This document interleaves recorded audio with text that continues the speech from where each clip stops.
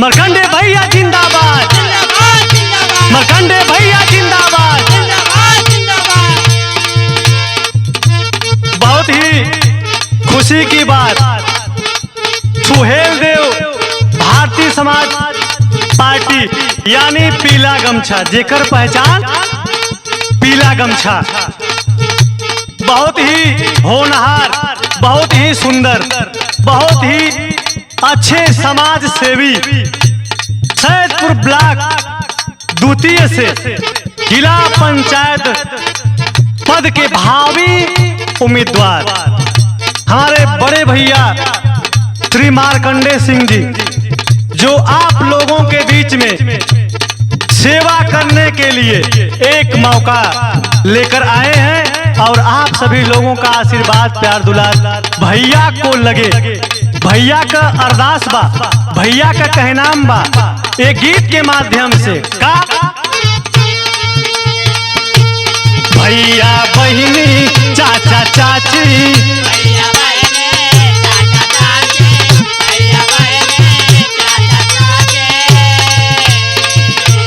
हर जनमानस से अरदास बा, गो हार बा, चाचा चाची भैया बहिनी सबसे अरदास बा, का अरदास बा भैया बहिनी चाचा चाची,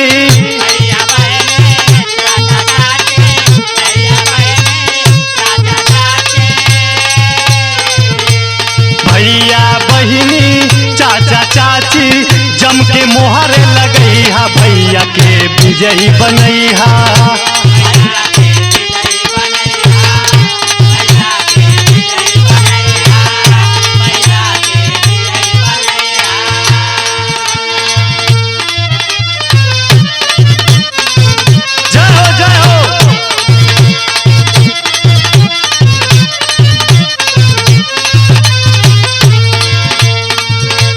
और सादात गाजीपुर यानी सादात ब्लॉक तृतीय से एक बार जिला पंचायत सदस्य रह चुके हैं और 21 करोड़ का इन्होंने काम भी किया और आप सभी लोगों के बीच में बड़ी उम्मीद लेकर आए हैं।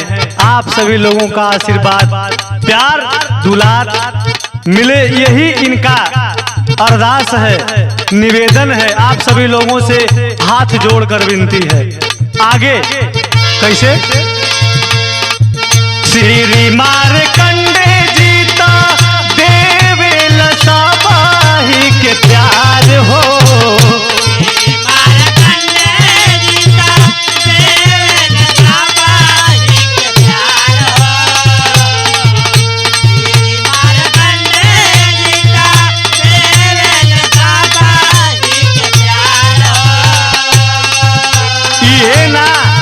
जेकर परेशानी होले करेला ओकर उपकार हो,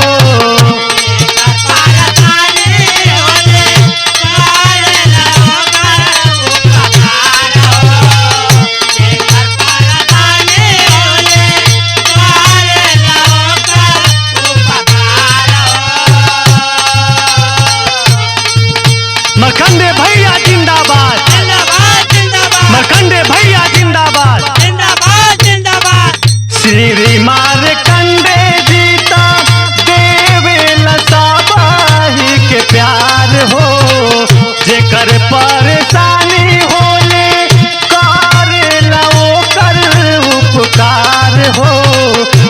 ए भैया ये सबसे अरदास बा और निवेदन बा, जन जन से बाई है गोहरिया,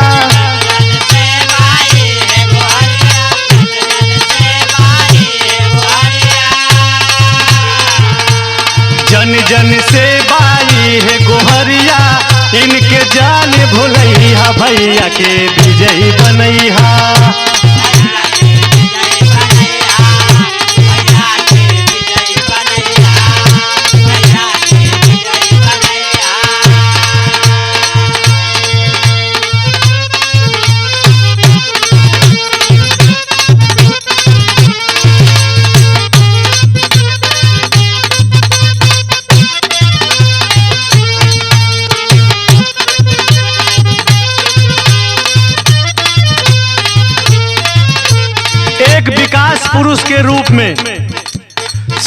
सैदपुर द्वितीय से बड़े भैया श्री मार्कंडे सिंह जी आप लोगों के बीच में एक विकास करने के लिए आप लोगों के बीच में आए हैं और आप सभी लोगों का अर्थात हर जनमानस का भैया को आशीर्वाद के रूप में भारी से भारी मतों से वोट देकर विजयी बनाए। कैसे कहनाम बा सैदपुर द्वितीय से लड़ेला भैया चुनाव हो।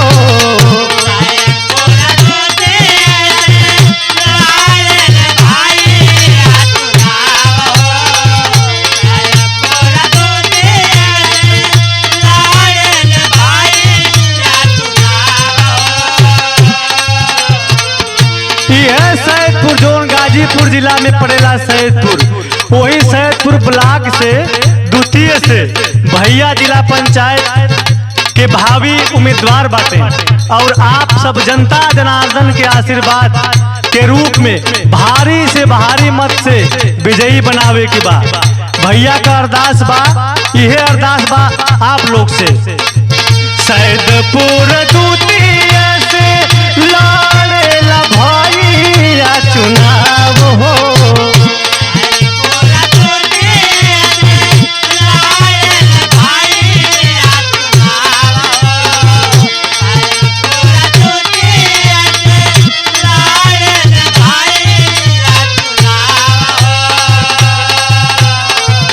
गाई के प्रमोद योगिया, गाई के प्रमोद योगिया पड़ेला सबाही के पाव हो।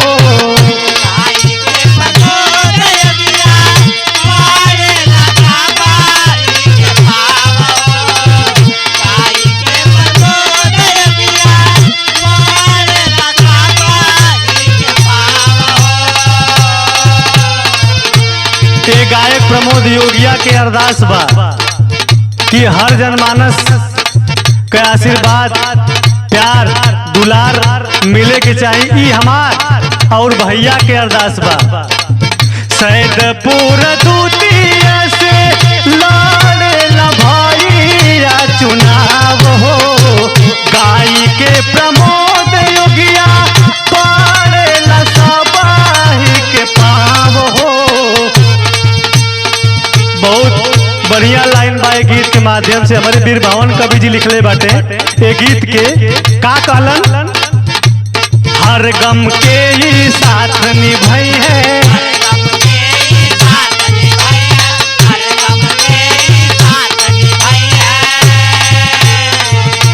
हर गम के ही साथ निभाई है। विजय के ताज बनैया भैया के विजयी बनैया।